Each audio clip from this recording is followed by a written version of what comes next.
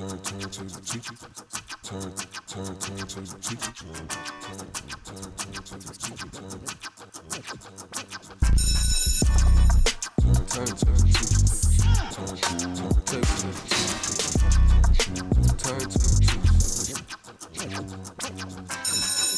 welcome back. I'm Mike with the Turntable Teachers, and class is back in session.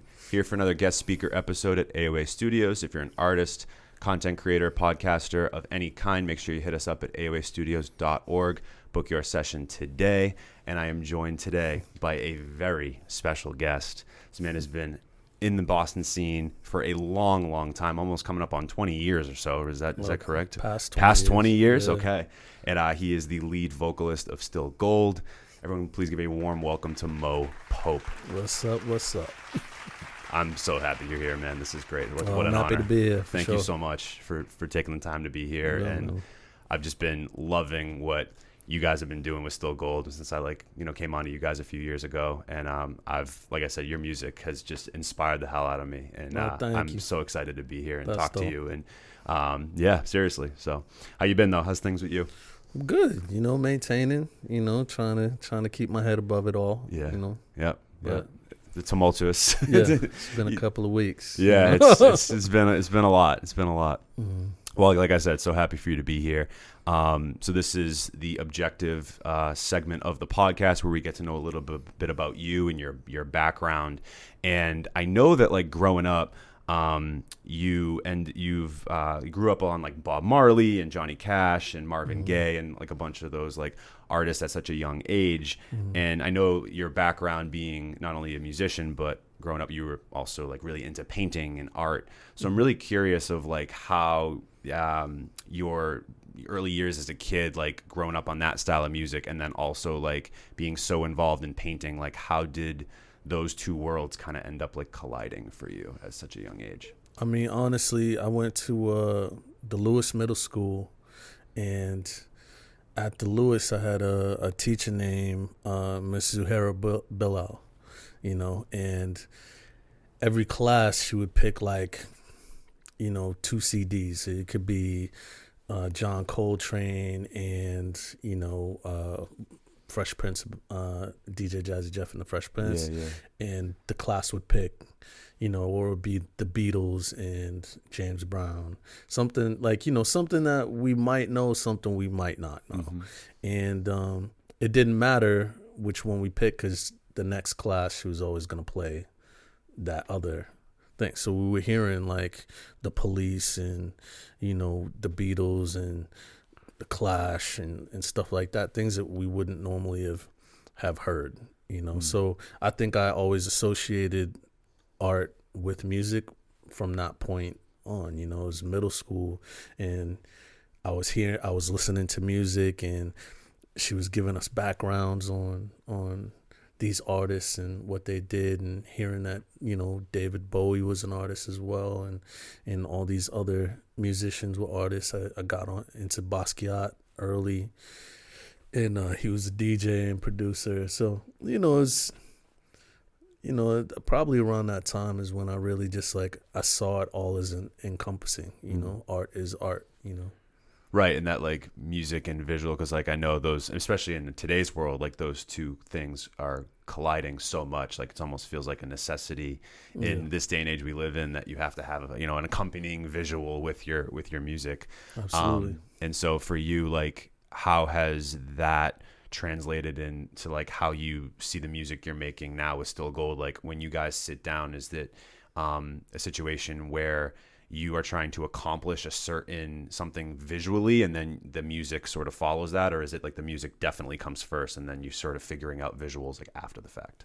A little bit of both, sometimes both, there's a lot of artists in the group. Chris is an artist, Tim Hall is a producer and poet as well. Ark is he does videos and visuals and stuff like that as well. And John Ullman is a artist as well. He creates. He's a photographer, unbelievable photographer as one, but also creates these sculptures with his brother Michael out of drums. these sculptures. It's pretty cool. So like, we're always kind of thinking outwardly. We're thinking, we're not just thinking about the song. We do the song and we're like, yo, what does this mean? What does this look like if it was a painting? What does this look like as a visual? What does it look like as an event? Just the song.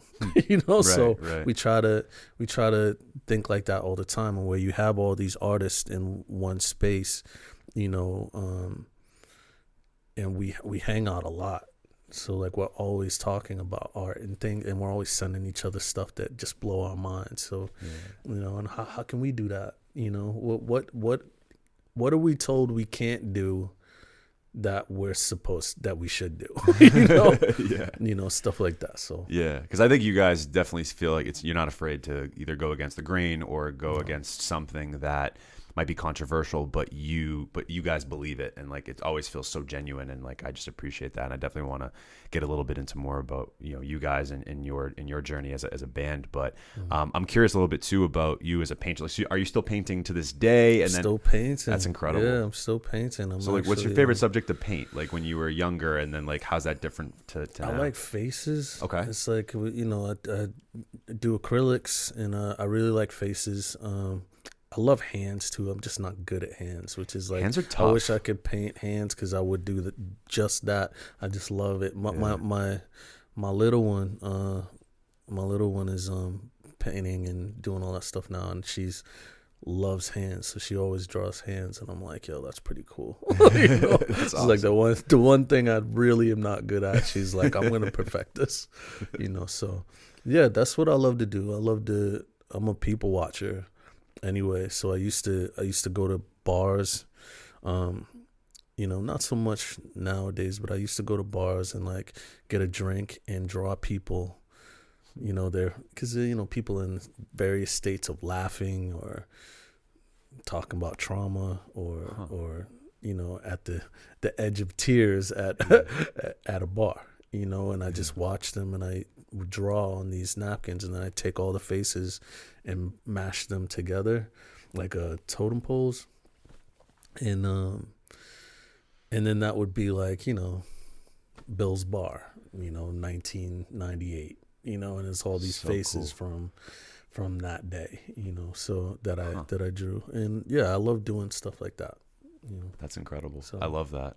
And is that like something that like is calming for you and like almost therapeutic, or is that just something that you enjoy from an artistic perspective? Yeah, I'm the type of person I pay attention better when I'm drawing, and it's like a nervous tick. I like to draw even when I'm in the studio. I draw a lot, which is the thing that's really cool. Is like what I didn't know is I would go to the studio for years, and even when Arc was the archetype was, recording someone else, and I'm just chilling there in the studio, I would just draw, and I would leave. I'd leave the drawing there, but he saved all of the drawings over the years, so he has like a stack of drawings that I did in the studio, which is pretty cool. It's like I just like to draw. That's so amazing. Big shout out to Arc, by the way, and everybody. Still Gold Series, everybody you mentioned, but yeah, Arc's a great guy, and it's so awesome that he kept those for you. Like, and that's it's pretty dope. Man. That is pretty dope.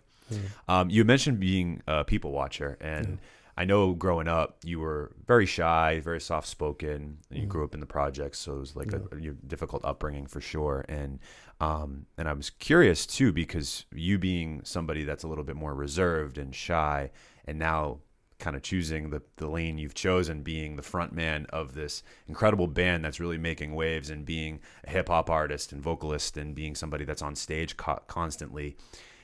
How do you balance that? Like, or is there something where you innately have this different side of you where you're able to like on stage be a little bit more eccentric and a little bit more outgoing, or is that something you had to like overcome over the years? I'm kind of curious about that. Well, it's tough, man. I think that hip hop is hip hop is this thing. It is unbelievably beautiful, but it does put a lot on the artist, in which you can't just create You have to be a tastemaker. You have to be a fashion designer. You got to be, you have to have your numbers up on the socials. You got to be aggressive. You got to be not too aggressive. You got to be humble. You got to there's a lot of things that MC got to be good at freestyle. I'm not good at freestyling. But I've always constantly just done what I want to do, and I know that that's not probably the thing that I should have done, maybe in a lot of people's eyes, but I just, when people were going left, I was going right, and I've always enjoyed that, and I think that that's why I'm still here, in a lot of ways. Yeah. My music's not for everybody. I understand that.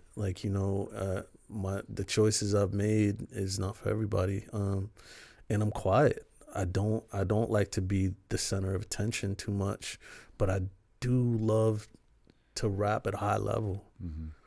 I just love it. I love it so much. I love words, and I love seeing MCs rap at a high level. That's why I'm such a big fan of Boston hip hop, all the MCs that, especially right now, that are coming out.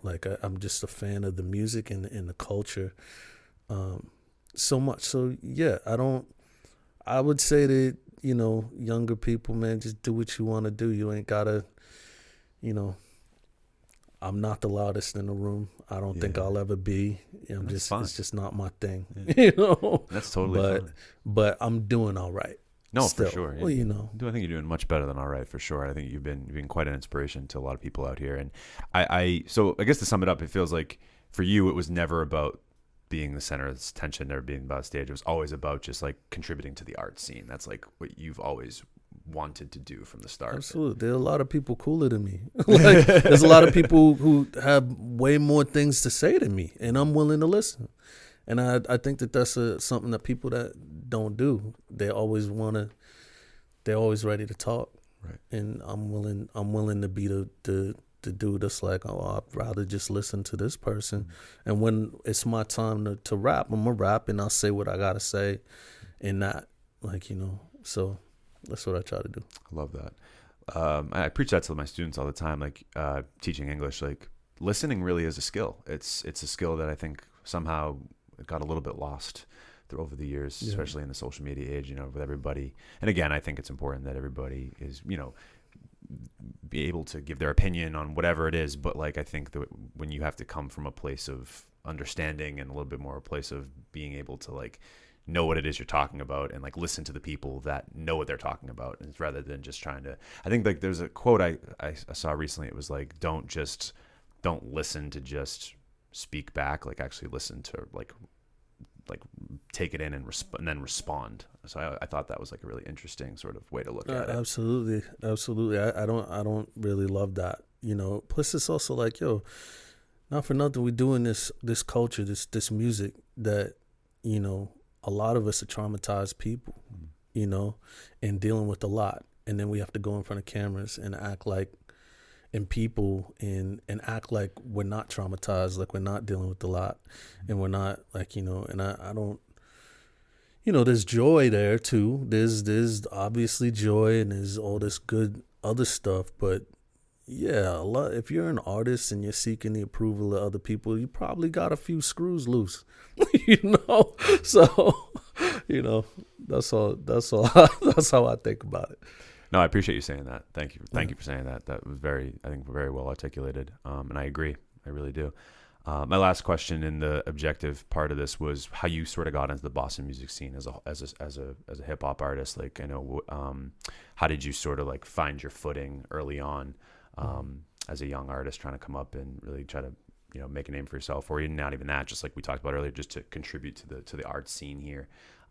Where did that sort of start for you, or where did it kind of start to maybe turn a corner? I mean, much like New Edition, it was talent shows. Where I'm from, it's really talent shows. You started out doing that. I had one group that I really loved a lot, that was local. This group, Young Nation, and Young Nation. I don't know where they are today, or what if they're still around or alive or whatever. But that was one of the groups that I was like, all right, Boston Massacre, which was a young Mark Maron, was in Boston Massacre, and I saw these groups and I was like, I think I want to do that.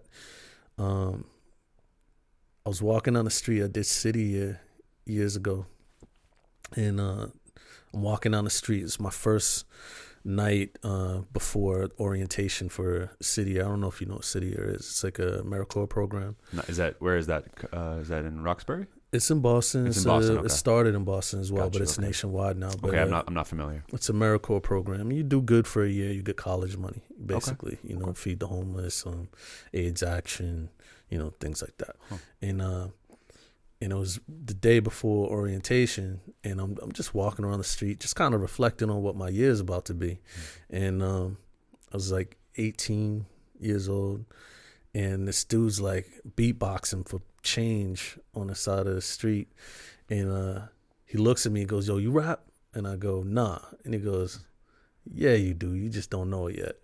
So like, I hadn't rapped at that point. I used to sing and dance, and I don't know what made me take it serious, but I went home that night and started rapping. I started writing that night, and I would go back periodically. The dude's name was Radioactive. This kid Radioactive, and he introduced me to his friend, this guy named Schumann, Professor Schumann, and yeah, that's how I started. They gave me a name. They gave me my first rap name, Sound in Mind, because Radioactive was sound. Okay.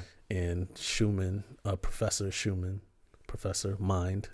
Sound in Mind. That was that was my rap name. So yeah, that's how it happened. 18, 19 years old. That's a crazy story. Yeah. It's like almost divine intervention in a lot of ways. They made fun of me every day until I was good. They would just beat up on me until I got better. Until you got better, yeah. You're probably thankful for that, I'm sure, at this point. Yeah, definitely. I hated it then, but yeah, right. I hated it then, but they changed my life in a lot of ways. I believe that. Wow, that's incredible. Where were you playing or for the talent shows? Were a lot of these in Roxbury? I know you were talking about that was popular where you were. Were they a lot in Roxbury, or were they more outskirts of Boston and different things? No, they were Roxbury, and you would go to you start out in these small talent shows, but then they would lead to something bigger, Gotcha. And you start seeing the same people after a while. Right. It's like a circuit. But they also had this thing, Star Search, okay. When I was younger. And it was like almost like The Voice for back then. Okay. It was like, and people call in and vote, I guess. And it was, Star Search was like a big deal, and it would lead, if you kept going through this little talent show circuit, you could end up on Star Search. And I got pretty close, but I'm glad I'm not singing. It wasn't for me. My voice changed, and I cannot sing to save my life now. So, the rapping thing seemed to work out pretty well. Yeah, that's all right. It worked out pretty well. Mm. So I definitely want to move on now to the main lesson, which is a segment of the show where we talk about what is you got going on now and what you've been doing lately. So, of course, that's right now, a big thing was Still Gold. You guys just recently, within the last year or so, dropped your latest project, Rock Boyega, which I was just a huge fan of. I still been bumping that shit. I really do. And I was very lucky to then thankful to Ark for this, because he invited me to your guys' album release, our album listening party, I should say, before it dropped. And I remember I had a phone call with John Glass later on that night, and I remember talking to him, and I'm like, dude, I was just at the Still Gold album listening party. He's like, dude, how was the album? And I'm like, it's amazing. I can't wait for this thing to drop. I just loved all the visuals and everything you guys stood for with an album like that, and just the sort of messages that you were trying to send, and I just am such a huge fan. So I know that album took a long time for you guys to put together because you started it before the pandemic, and then the pandemic hit, and you had to pivot a little bit and change some things. So I'm curious, like, what was the journey of making that album like for you guys as a whole, and then maybe like if there's anything you wanted to include for you, like as a you personally, like around that journey, because I'm sure it definitely changed its course. I think throughout the 4 or 5 years you guys were working on it. Oh, it was horrible. Like we were all separated. The pandemic did its thing. No one can get up. We were like, I was sending vocals on the computer to him, and it was a tough thing, but like it is a look at where our minds were at. Like we hadn't hugged anyone else other than our immediate people. If you had people in your house, we were separated, and I was writing these really sad things, and some of them didn't make the cut, which is I'm kind of glad for. But yeah, it was nice, and yeah, I got deep into John Boyega movies. I started watching all these movies during that time, and yeah, it's a brief look at a band during probably one of the worst moments of our lives, but trying to keep it all together and realizing that, like, yo, I'm loved. There are a lot of people worse off. We lost a lot of people I lost a lot of friends during that time, but yeah, I'm proud of that. I'm proud, and it's probably I'm most proud of that record, and than any other of the other ones. I love the other ones, but that is the one that, like, it took a lot to get that out. Yeah, it took a lot of work. You can hear it. It's like it's very audibly there. Like you can really like hear how some of the pain and like trauma that you guys were like putting out there, and it wasn't even like some of it was your own, but I feel like you were almost speaking for other people. And I think that's why like even someone like myself, where like I can't really like relate necessarily to all of it, but like it just like I can feel the just I have the empathy for like everything you guys were talking about, like especially like a song like Resisting, right? Like it's a little bit more abrasive and brash, but then it's all about like the heightened of like the police brutality we were witnessing throughout the pandemic time, and just like that, just like I think really struck a chord with me when I first heard that song and saw the visual, and then even with the album release party, and then also the album release listening event, and then also your guys' like headlining show that night. You guys both those, because I was at both. You played the video of John Boyega at the rally, like his emotion, and like I mean that show like, brought me to tears, man. And I just was like, you could tell that like impacted you guys so much. So I guess my question is like, how did that specifically, like a theme like police brutality or something like that, like how did that shape a lot of how you guys like kind of finished the project off in a sense, or like in that sort of second half of like once the pandemic had hit, and like sort of finishing at that in that regard?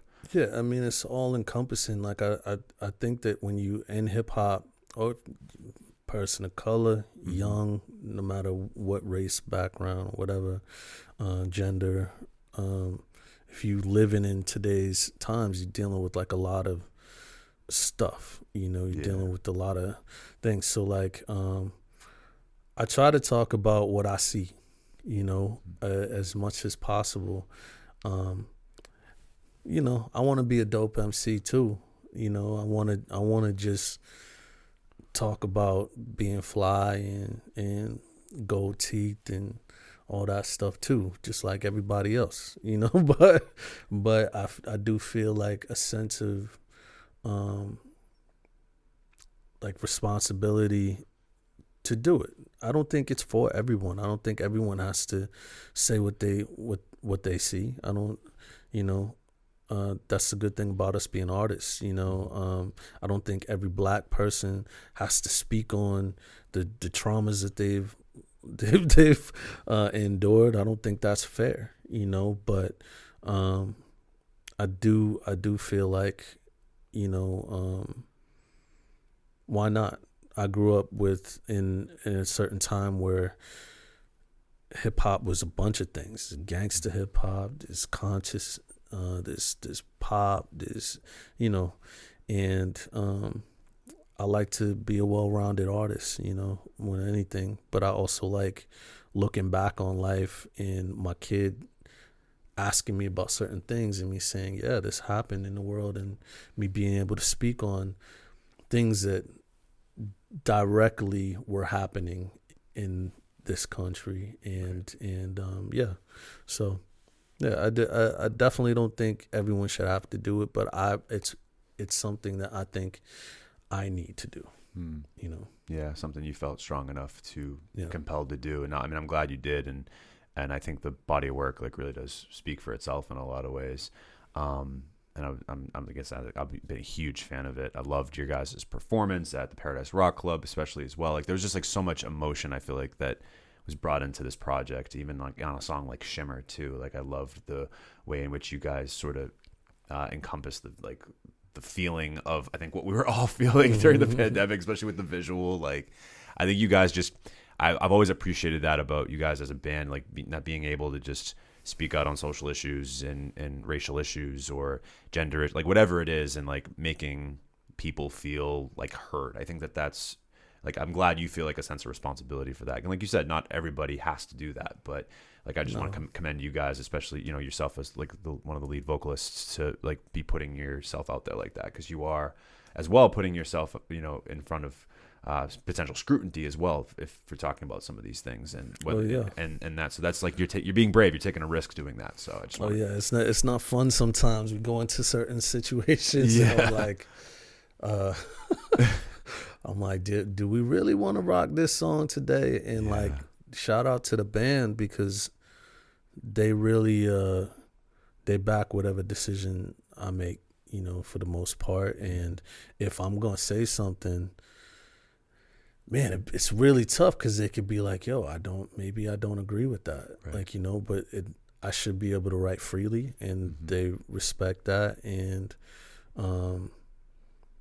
but yeah, we've been in some situations where, I get going, and I don't really care if your feelings gonna get hurt. Yeah, exactly. So understood. So it's I have to do it, but also I'm also trying to find joy again too. I'm trying to get back to that thing that made me want to write in the first place, just emceeing and emceeing for emceeing's sake. But the world's so crazy that I end up writing about what I see. Right, exactly.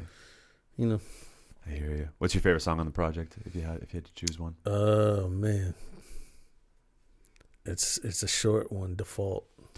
Yeah.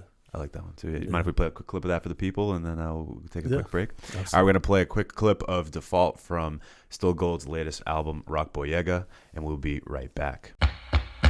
Real niggas don't die. Shit stinks, says Mike Pence to the fly. Mama said boys don't cry, but that ain't the cure. Said I'm here for it. Thoughts taking off like an airport, supported by nobody who would care for 'em. Airborne germs in the mist. Somebody put wings in the hit, but the L-tip burned like hell. After about an hour I fell in the couch, down to my last half ounce. Been thinking I'ma live, but I have my doubts. Yo, I got some raps to bounce. I'm looking for an ass to mount. I'm looking for a place to pout, then attack the block like Moses. But there's way too many sharks in this ocean, to be frank. So low I sank.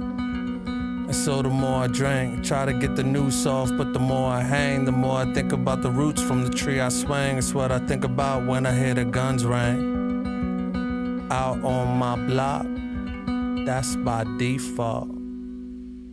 And that was Default off of Rock Boyega, Still Gold's latest project. Make sure you guys stream that if you haven't. If you've been clearly sleeping, if you haven't, it's linked in the description on all platforms as well. There's plenty of music videos out, like for for Resisting, as well as Shimmer, and Caterpillars with Najee Janey. Big shout out to Najee Janey, great friend of the show. I want to talk about the band as a whole for just a few, because obviously with so many members, you have obviously Archetype, yourself, Jonathan Ullman on drums, Tim Hall on different sort of brass and percussion, and then you have Chris as well on additional vocals. And so I'm curious with you guys as a band, like it feels like there's such a meshing of different genres, like you coming from more of a hip hop background, but also having a bit of a rock background, like Chris clearly having like a punk influence. Arc, I think, has spanned over many genres. Tim Hall being, obviously playing sax and sort of having more of a jazzy sort of tone to some of his like solo music and different things like that. Like, I'm curious, like, how you guys are able to like bring that together in, the year we're at, like 2023, of like sort of this genre blending era that we're in. And like, you guys' music, I still feel like I don't hear it often. I don't hear like the punk rock sort of, but then you guys are able to like strip it back and be a little bit more melodic. So I'm just kind of curious, like, when you guys all get into a space, like, what is it like creating a Still Gold song or a Still Gold album when you have so many different influences and all of you guys? Like, how do you pick directions?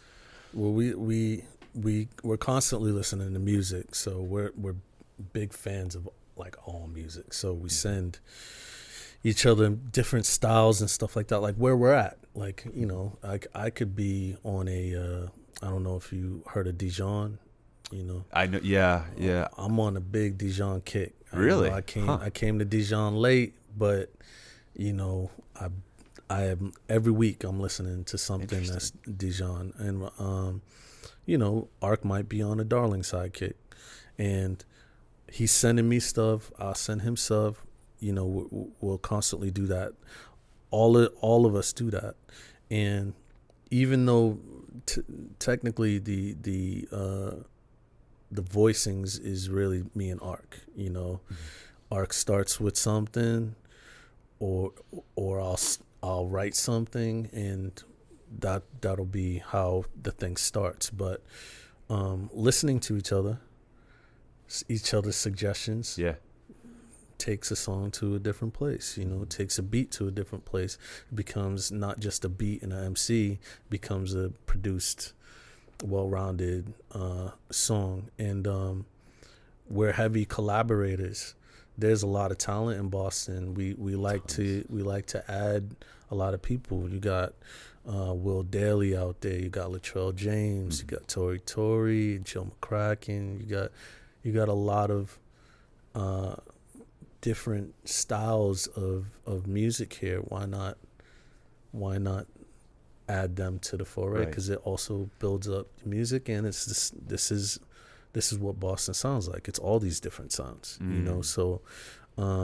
So yeah, that's how we like to do it. It does usually start with me and Arc, but Tim come in, listen to it, and put his stamp on it. We're very big on letting people do what they do. We don't push people in a direction. We just had Naomi Westwater and recently great musician, and they were like, so how do you want to do this? And I was like, I'm gonna just play you some things, and you tell me what resonates with you, and I'm gonna let you, what you hear and what it makes you feel like is what it is. Yeah. Yeah. And it's like, don't worry about what I wrote. If you hear something else, I'll switch up what I do, to accommodate. Because I'm like, I would rather you feel free to create, and then we'll figure out how all of that works. Throw everything at the wall, and then we'll peel it back if we have to. That's a really interesting process. I really like that answer.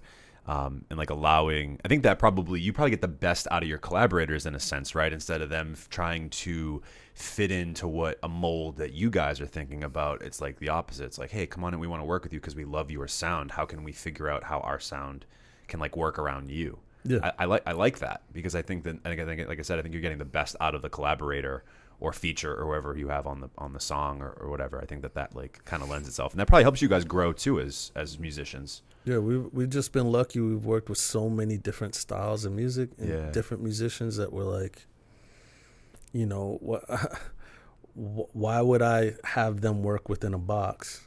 You know, let's and if none of these things work, let's create something, you know, together right now, you know, rather than like try to fit and mold into something, you know. So yeah, it's pretty dope. And shout out to Ark for always being, you know, open to whatever, you know. He really is. I mean, I don't know him as obviously as well as you do, but in my experience with like knowing him, like he's always been that way with me. Like he's on a project that I'm working on currently as well, and same thing. He's just like very right away. He was like, yeah, this sounds like a great idea. Like, you know, I'd love to contribute. Like he's just, and I've just really appreciated his energy, like as well, in that, like, you know, being open to like new ideas and different things like that. It's really been really cool for someone like me too, who, like, again, he doesn't owe me a thing. So it's been really cool to like have that as well, even in just a little bit of sense. So I'm sure with you guys, it's even more tenfold. I want to talk a little bit as well. Of course, I mean, we kind of left this a little too long. The Gold Fest that you guys just put on in the summertime, I thought that was like amazing, and I want to really do a deep dive into that. But first, it's actually time for a pop quiz. Okay. So, on pop quiz, here's how. Horrible quiz. Here's how. It's okay. The quiz is mostly about you, so as long as you know yourself or in your band, you'll be fine. On pop quiz, for anybody that doesn't know, is a fan of Moe Pope or Still Gold coming on to us for the first time. Pop quiz is a segment of the show where we ask our guests rapid fire questions. Some of them have to do with music, some have absolutely nothing to do with music, and just maybe about things that you like and your interests, or maybe not, rather. So I'll start off with something actually might not be that easy for you, depending upon.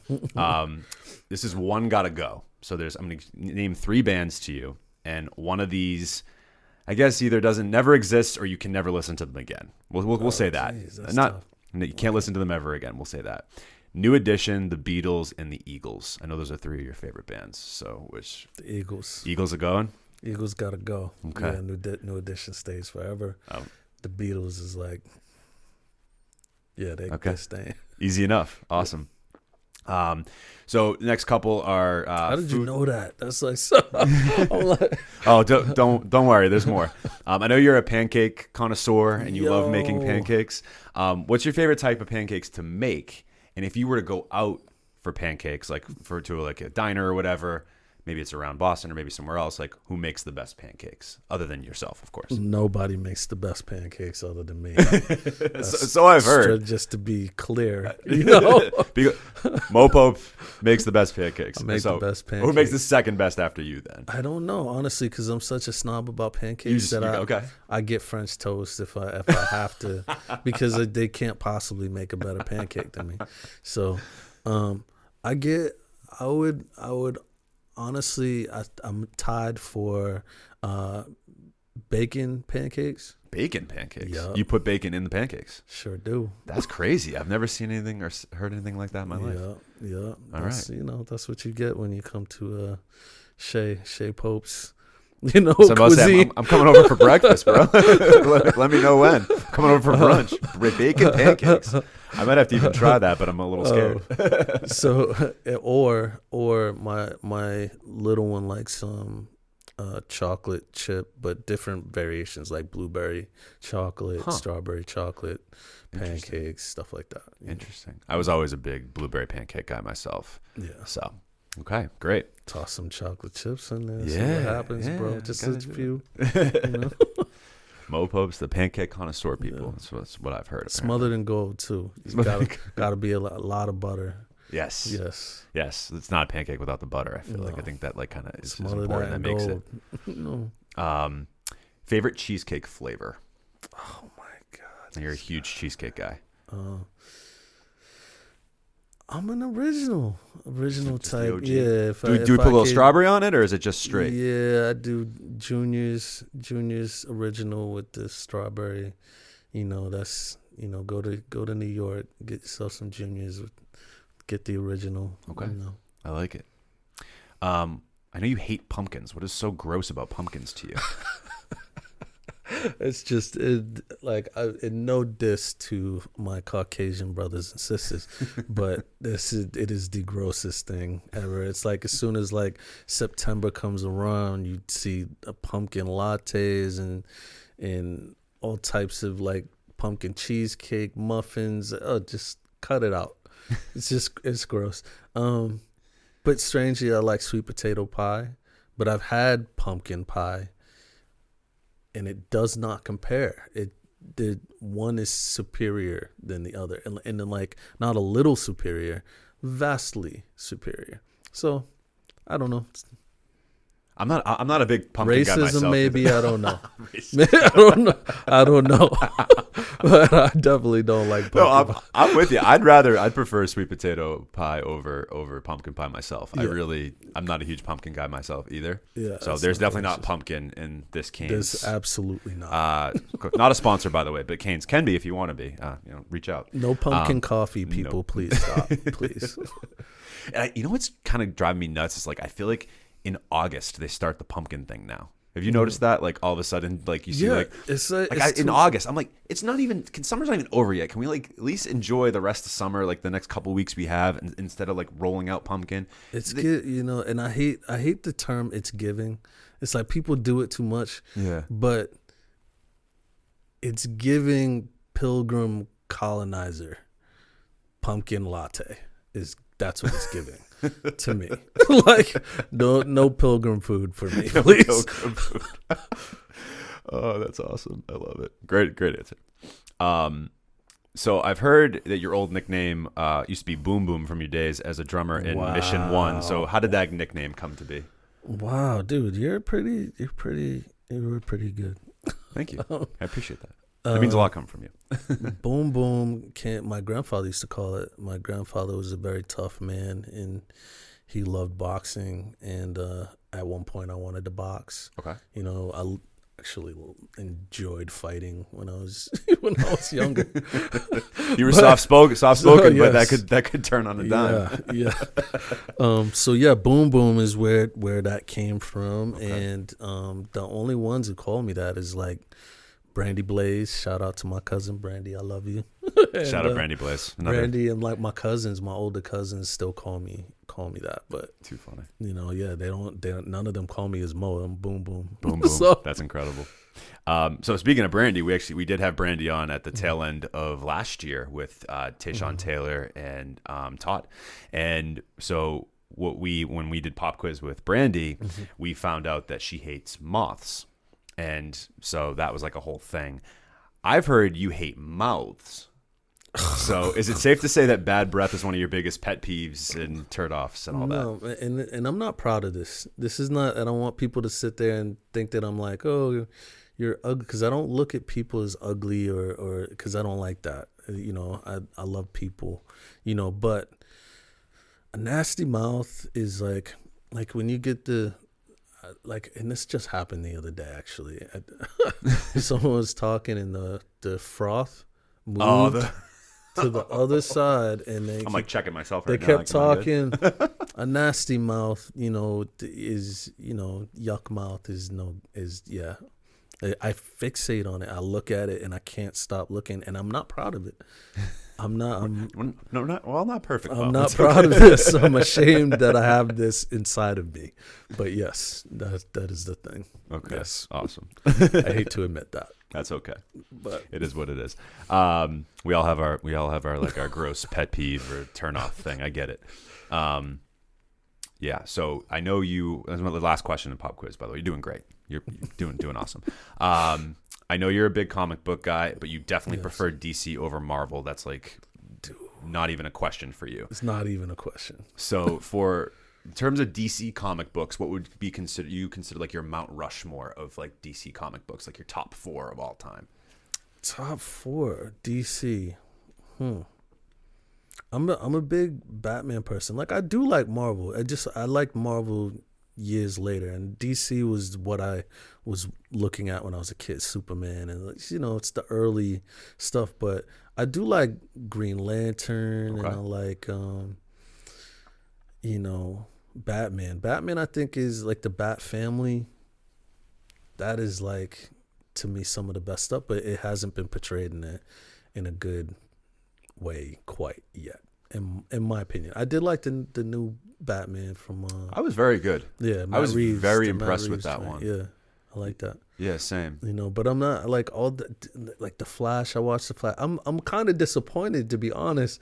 It's a damn shame. Marvel was on such a tear for so long, but now they've kind of trailed off, and I'm like, they were killing DC. They were killing them. Well, in terms of movies, it wasn't close. Yeah, they were killing them. It wasn't even close. Yeah, and I am a fan of X-Men because I feel like X-Men is the best way to understand racism in the world. It was a good way to, as a kid, read a comic book and understand, like, oh, they don't like the mutants, like, and they shun the mutants just because they were born differently, and like, it was an easy way to like understand that. But like, yeah, DC I think is more nostalgic for me, and it's my entry point to comic books, so that's what I love today. Fair enough. I'm with you. I think it's been. I think again. I hope that this maybe new DC world that they're potentially gonna build with the new Batman they just did. Like, I'm hoping DC kind of like leans into that a little bit more. But I'm with you. Like, it's one of my biggest pet peeves in general as an English teacher and someone that likes books and different things like that. I cannot stand when they take a book that I really, really loved and they just ruin the film adaptation. It like really drives me nuts because I'm like, oh my God, you missed the whole point of like what this book could have been in film. Like, I've seen it over and over. It drives me nuts. It's so bad. It just breaks my heart. There's this book series that I loved as a kid. It's called Cirque du Freak, and it was essentially picture like Twilight, but like without all the romance and all that junk. It was like very gory and it was like intense, and like I don't know why it was even YA, to be honest with you. It was very much like, I don't think I reread them as an adult. I'm like, these definitely aren't YA. But Universal ended up, when I was like in high school or whatever, bought the rights to the movie. And they cast like John C. Reilly as like the main vampire, like, who it's like, okay, if you read these books, John C. Reilly is probably one of the last people that I would have ever cast for this. They made it so corny and then like ruined the whole thing. And then because it was so corny and like the core fan base like hated it, it did horrible at the box office, and they never made it on like another movie, obviously. But it just drove me nuts. I'm like, we made this a Disney movie when this is like far and away not. Like, I'll even throw like one of the book covers on the screen you're seeing here. Like, tell me that book cover, I'll show you afterwards, that is not, that can't possibly be a Disney movie. Like, the book covers were like all this blood and like all this like crazy shit. Like, drove me nuts. I'm sorry. My rant's over. I apologize. They haven't been able to, in my opinion, the exception of this last Batman movie, because that last Batman movie was everything great, that you would want. That shit was great. And it was aggressive, but yet it wasn't rated R. Right. And yet it was the adults could like it. Young people should be able to like it. It was a very good movie. So I thought it was really good. I like the psychological standpoint of it too. Yeah, I want them to stay on that. Really, but I want them to introduce some of these other characters. Martian Manhunter, give me the Black Green Lantern, give me some other stuff, So I'm hoping James Gunn turns the ship around. Yeah. That's my hopes. So at least getting the Riddler in it, like, that was kind of cool. Like, I hadn't seen like him. It's like what Jim Carrey did that like way back in the day. Then that was it. Yeah. But I thought the new one was really good. I was a little skeptical about Robert Pattinson as a Batman. I was like, how is he gonna he was great. Yeah. Like, really, I was like surprised. I mean, I for a long time I've always been a bit. I mean, biased. I was a Bale guy, but like. On the low though, he's one of the best actors that most people don't know. Like, he's had some like indie films that are like, you're like, oh, he's a different dude every movie. Besides the Twilight films, trash. Well, back to, that's what I mean. I feel like people put him in that sort of stereotypical box of like, okay, he's just like, because that was his biggest film, he was the Twilight guy. So I think there was what was that other movie? It was like all in black and white. It was with The Lighthouse. Yeah, that shit was kind of crazy. It was crazy. That shit was wild. wild. Crazy. Crazy Yeah. film. Crazy film. Yes, it was. I thought that was wild. But yeah, no, he's definitely like you said, a much more well-rounded actor than people give him credit for. But yeah, it was like, I was really surprised. Even like within the first 10 minutes, I was like sold on him as a Batman. I was Robert like, Pattinson on the low is like a Tom Hardy level actor, and people don't know it. 100%. You know, so 100%. Shout out to Robert Pattinson if you're watching. Probably not, but if you are. Well, Mo, you did it. Pop quiz. You got through it. Well done. You're welcome. You did great. Told you it was going to be too bad. Still Gold. Sorry, it's not Still Gold. Gold Fest. Gold Fest. Damn. Like, people that were there, already know what I'm about to say, because this is like, it was honestly, and I'm not saying this because you're here, I've said this to so many people, it was like one of the best events I've been to in Boston, like independent wise, like since I was like been a part of, like, or not part of, or since I've been kind of involved in the music scene, I should say, here within the last 4 or 5 years. I was blown away with what you guys were able to accomplish, getting like Earth Gang and Dead Prez to be on the lineup, and then just featuring all of these unbelievably talented people that are coming out of here, like Oompa, Billy Dean Thomas, Latrell James, Key, Van Buren, obviously yourselves. I'm really just kind of curious of like how this started, because I know like the very few conversations I've had with you and Tim and Ark on this, like I know it was just one of those things where you kind of just went to the mayor's office and you were like, can we do this eventually? And then it kind of like went fast from there. So I'm kind of curious, like, how did this come to be, like, and how do you feel now after like a few months after it's been sort of all said and done? It was it was very hard. Luckily we had extremely capable people helping us along the way. Shout out to the Mayor's Office of Arts and Culture. They really are incredible. I did not know they existed beforehand, and they're doing. I mean, if you pay attention, the amount of events that have happened in the last year, bringing Black and brown art to the city, bringing different events based on culture. And for the arts, it's very it is very different than what I grew up with, in Boston. So the amount of cool things to do in Boston, you can't say that there's nothing to do here. No, you really can't. For sure. So hopefully people continue to support the Mayor's Office of Arts and Culture, and they really helped our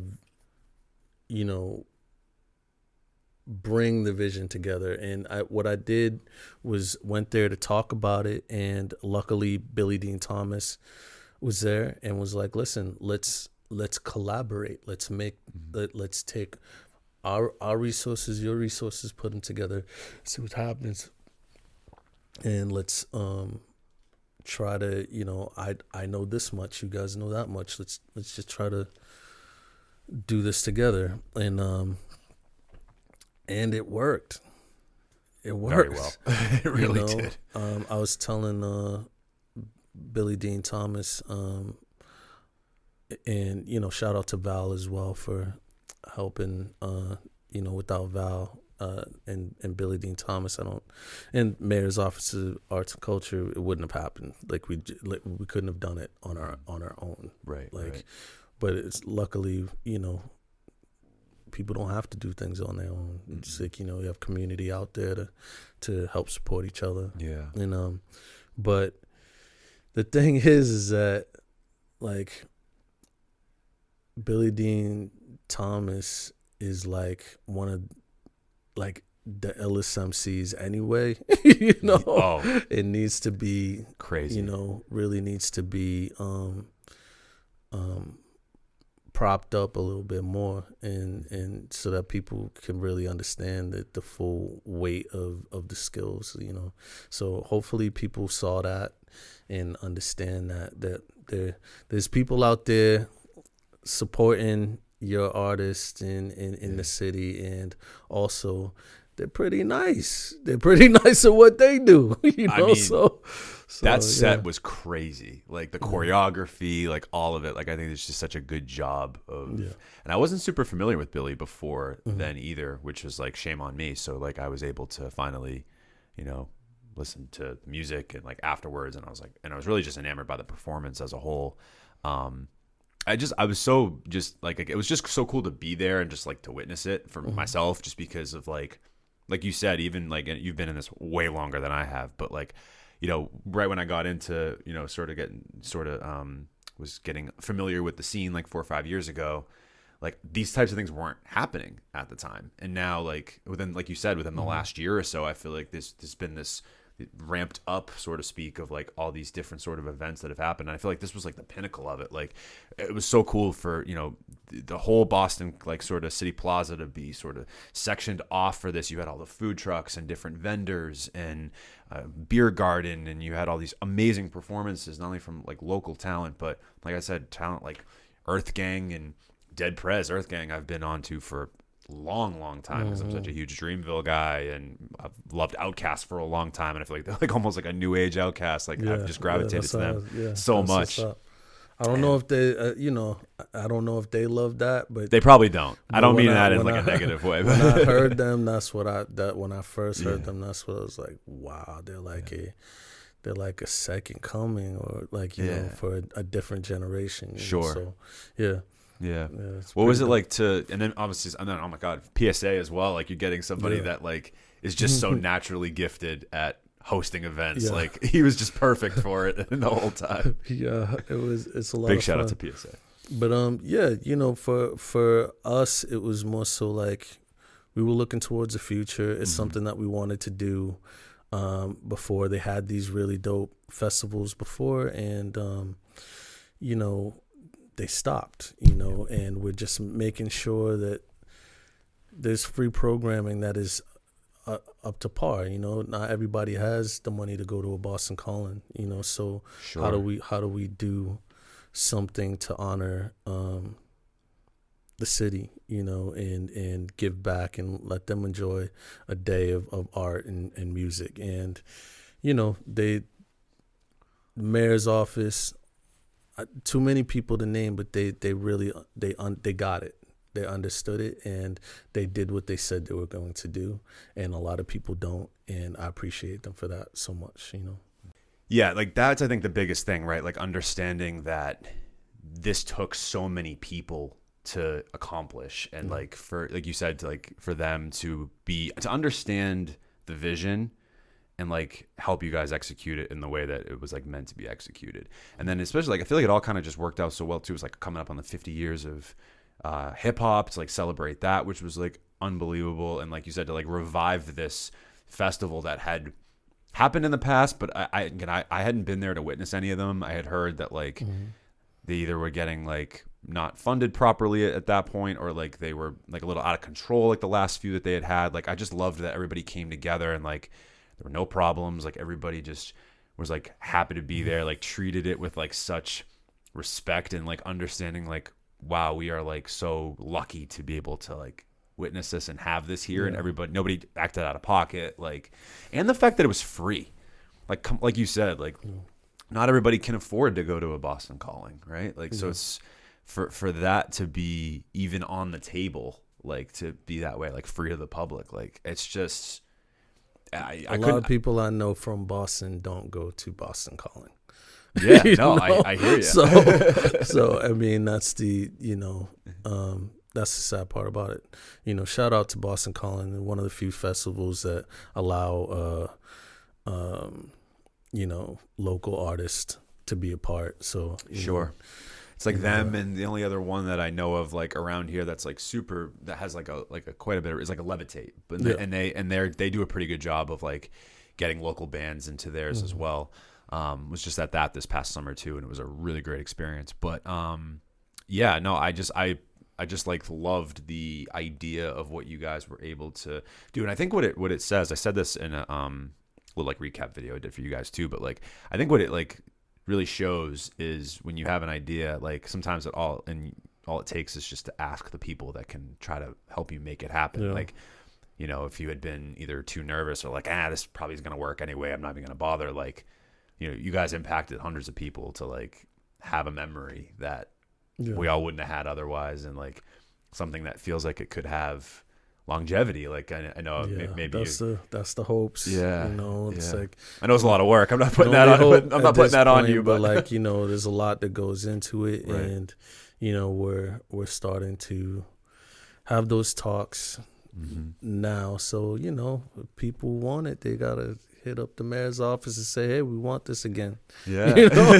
So what was the biggest challenge in putting something like this together? Like, I know there's probably a lot of roadblocks and a lot of different things that were difficult, but like, what was like was there something that like stood out to you the most as like being like the biggest hurdle that you had to get across? I mean, just ignorance. I think a second go round would go a lot smoother because we kind of understand what goes into it a little bit. There's a lot of things we didn't have to handle, because either the arts and culture handled it, or Val handled it or whatever. And but the licensing and all that stuff like that, space, getting an architect, there's a lot that we just did not know going into it, and how much time it would take to make it happen. Money is always an issue, but for the most part, I don't want to say that it wasn't hard, because it really was extremely hard. It's just, I would say the biggest hard part was finding these headliners, because the 50th anniversary of hip hop, although a great thing for the culture of hip hop and throughout the world, everyone was booked. it was That's really, what I mean. Yeah. it was sifting through who would be available, Right. and hoping that there was a sliver of hope, because Earth Gang wasn't available either. It's like nobody, just things they decided to do it. Which So how did that happen? If you can share as much as you were able to. Can't. Okay. I Fair can't. enough. But yeah, at the end of the day, like Billy Dean Thomas, shout out. It made it happen. Interesting. And at the end of the day, I think that was the hardest thing. There was this swell of love for and respect for showing that people care about hip hop. But everyone was booked. Everyone was like, that's so crazy. even like people that we knew, that we had in our pocket, that we knew, we were like, oh no, we doing they're doing something else. we doing Rock the Bells, Right. like, like, oh, okay. Well, having said that, it still definitely worked out very well. So I'm definitely hoping that more comes of it, and I will definitely be in attendance and any other ones that do come about. My last question in the main lesson segment of this is you just being a veteran in the Boston scene now, and seeing the growth over the last 20 to 25-ish years of being a part of it. I'm wondering for you, like, what's the biggest difference that you've seen in sort of when you started in the scene to where you are now, and where the scene is now, excuse me, and also like, are there any artists that are coming up right now that you feel like are maybe ones you mentioned earlier as well, but if there's any others that you've come across as well that like really inspire you, or that you are like, wow, like this is the group of artists that are gonna like kind of take the torch, so to speak. From Boston? Yeah, like from Boston or Massachusetts, like any of the surrounding communities. Yeah, well, the thing is like Boston has Boston, for even when I first started, had this thing of like, they really attached themselves to someone new, and then after about a year, throw them away. Yeah. And then they don't want to hear from that artist no more, because someone else new is going to come around, right, which is like, I feel like is a huge detriment to culture. 100%. In the city. I look at like people like Czarface. Czarface is like consistently dope for years. Esoteric and 7-0. consistently for years, just being fly, and again going against the grain, not doing the exact same thing. When I grew up, Boston hip hop was white guys in Celtics jerseys and oversized fitted caps, and that stayed that way for quite a long time, unfortunately. It just they did not want to. They weren't listening to people from Roxbury and stuff, and actually in propping them up. The thing that I see today is like an oompa, just being so dope, and people recognizing that's dope. Doesn't matter what it is, what category it fits in. This is what represents Boston today. Seeing a Latrell James, this is what represents Boston today. Cousin Stiz, to even Millie's. It's not really just Boston. It's Massachusetts. There's a lot of great Massachusetts artists that are out today, and I'm blown away. Key. Key, we just had Key in here. Yeah, Key is I'm a big fan, but yeah, I'd say if I gotta put my favorite on anyone is gotta be Brandy and Brandy is was slept on for a long time. No one gave Brandy no love, so I'm happy that finally people understand the talent, actually listen to what Brandy got to say. One of the flyest live shows, but Oompa is if you don't know, all you got to see is Oompa live once and you're a fan for life. Yep. And I say this with my full chest. When I hear Oompa, I hear home. I hear Roxbury. That voice, I actually hear the Roxbury in it.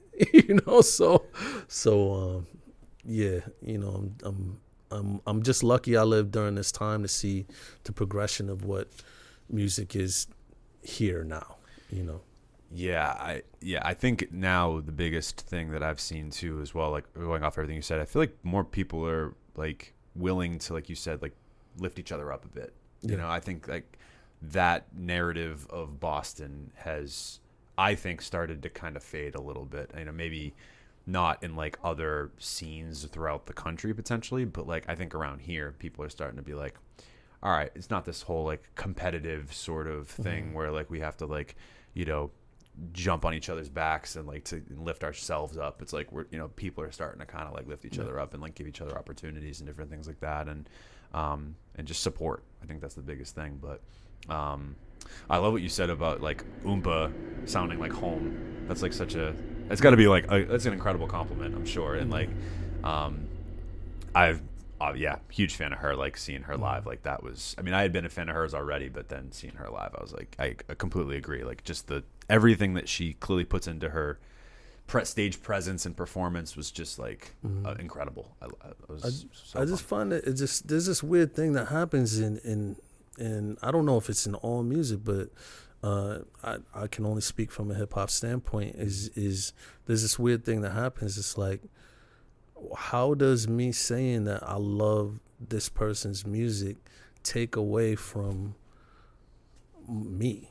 You know what I mean? It shouldn't. If anything, it should do the opposite. I really don't understand it, and like I said, most of the people that I've mentioned, I've worked with in some way, shape, or form. The only person I haven't is Key, and that's not for nothing. Key has made a lot of noise in a very short amount of time. So absolutely. So I'm very lucky that I have been able to work with pretty much most of the greats that have been here. You know, and I'm very lucky for that. Most people, after 20 something years of music is not being making music that people want to hear. So sure. I'm appreciative of where I am. I'm appreciative of where the city is and the talent that's coming out of here, because it only makes us better. Exactly. So, yeah. Exactly. I think we've struggled for a long time to be a national sort of scene that's looked at as so. And I think, like you said, the stronger the scene gets. It's just, I think it allows everybody else to sort of reap those benefits and Absolutely. sort of be a part of this and to be part of something a little bit greater, you know? And that's why I've always liked about you guys, like, again, something like your guys' latest project, Rock Boyega, like having a Latrell on, having Brandy on the album, having someone like Najee Janey, like who's a little bit more of a new school Roxbury guy, but like you, like I love Najee. Oh my God, same. Like Najee is such a light, man. He really is. Yeah. He's such a light. And anyone Super talent. Yeah. MC, sing, songwriting, produce, songwriter. Yeah. I've seen him go to work on a beat. I was at Nowhere for like one of their Tuesdays, and Glass was playing this beat, and you know, Najee's just sitting on the couch. Just, I can see he's writing and he's rapping to himself, and just like, I see the gears turning. It was so cool to watch. And then like within 10 minutes, he's like, "I'm ready," and then like just jumps in there and just like busts out one like the craziest verses in like one take. And I'm sitting there going, my brother's there too, and he used to like go there a lot, and he'd text me afterwards, like even in the days I wasn't there. He's like, "Dude, Najee like busted out like 3 songs in like in 2 hours. It was crazy," you know what I mean? Like, or whatever. And just how gracious he is too. Just like how just like nice of a human being he is too. Like that's like the coolest thing too, of like seeing these people and like noticing like when you actually meet them, like how nice of people they are too. It makes you want to even root for them even more. Absolutely. You know? But you know what though? It's like, think about it. Like the artists in the city in Massachusetts, right? You got Millie's, right? Mm-hmm. We'll say Av. We'll say Najee. Mm-hmm. Let's say,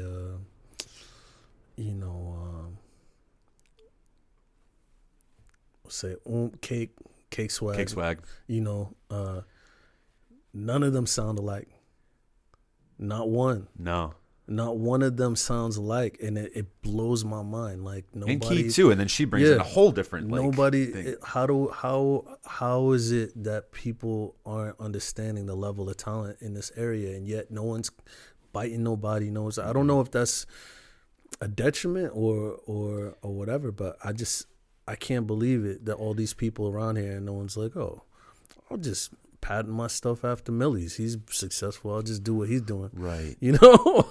Like, I think there's pros and cons to that, in the sense of like the only con I think being the fact that and I've heard this like kind of narrative that like we've kind of been lumped, like Massachusetts, New England, like the sound has kind of been lumped into like New York's sound, so to speak. So like because we maybe don't have like a quote unquote sound that's come out of here, like Atlanta, a lot of those artists had a sound. You had the West Coast, they had a certain sound. Chicago, there was a certain sound. Like I feel like that's the but only. New York didn't though. If you think about it, Tribe Called Quest. That's fair. That's fair. De Las, Wu-Tang. True. You know, that's like true. Think about all the artists that came ASAP. Right. There's like all these like that's a good point. All these cats came from New York. Then they don't set like, even if you're just going year by year, like within a 10-year gap, those people didn't sound the same. Sure. The next 10 years, the next decade, none of those people sounded the same. Like, you know, it's crazy that people think that you need to have a certain sound in order to elevate your region. Right. Yeah, it doesn't make sense to me.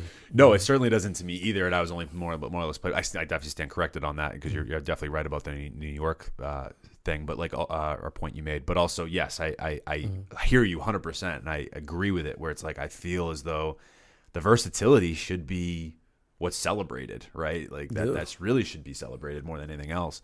And then same with you guys. Like nobody sounds like you guys either, right? So it's like that's the cool part of it, where you're getting all these different, unique sort of sounds that, I like you said, I hope that at some point it does, and I'm seeing it happen. I think we're all sort of in real time, like watching it sort of start to really creep up and grow. And I hope that it's just like it continues from here, because like you said, there is so much talent here, and so many people doing so many dope creative things and not biting each other. And I think that's like incredible. I love to see that.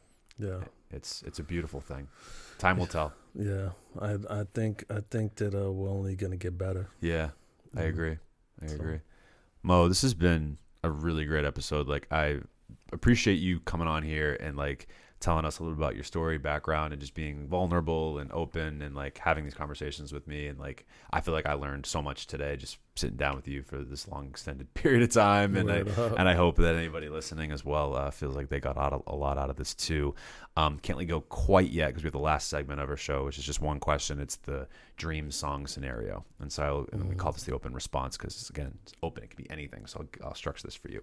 You get a Moe Pope song, and you can get any artists or producers on this song, dead or alive. So you can have 1 to 2 producers and then 3 guest artists who would be on Moe Pope's dream song scenario. Again, any artists, producers, dead or alive. Okay. I'm going to get Timbaland and Radiohead to work together.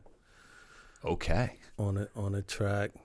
I'm going to get Tom York to do the hook. Okay. With Summer Walker. Okay.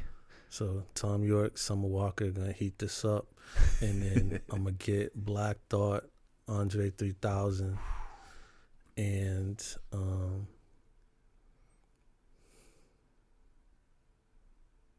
get Black Thought, Andre 3000, and I don't want to say Kendrick because I think that's too easy, you know. So maybe I'll do Jadakiss, just throw a weird one in there, you know. Just what a mega song! I want to hear this now, like, you know, crazy. Radiohead and Timbaland on production with you, Black Thought, Tom York, Jadakiss, and Andre 3000 and Summer Walker. Yeah. Damn. Yeah, I think that would be a hit. I think so too. You stole my line. I'm supposed to say that. I'm like, I always say that after everyone. I think it would be a smash hit. Moe took the words right out of my mouth. Amazing. Thank you so much, Moe, for being here. The last thing quickly would be to just plug away. Where can the people find you? What do you, and anyone else you want to shout out that maybe you weren't able to before? Shout out to our fine mayor and the mayor's Office of Arts and Culture for just being dope and saying yes, you know. And shout out to Still Gold, and please find us at stillgold.com and support your local artists, please. I love that. And all that will be linked in the description. So where you can find Still Gold on Instagram, their website, and all the music that they have been putting out over the number of years that they've been active. If you're a fan of Moe Pope and Still Gold, just coming on to us for the first time, you can follow us at Turntable Teachers on Instagram, TikTok. Hit up our website, turntableteachers.com. And of course, if you're an artist, podcaster, or any content creator of any kind, make sure you hit us up at aoastudios.org. Book your session today. We offer plenty of services like videography, photography, mixing and mastering, engineering, podcasting. The list kind of goes on and on. Moe, once again, thank you so much for being here. This is a phenomenal episode. Really excited for this one. As always, I'm Mike. That's Moe Pope with the Turntable Teachers, and class is officially dismissed. Turntable.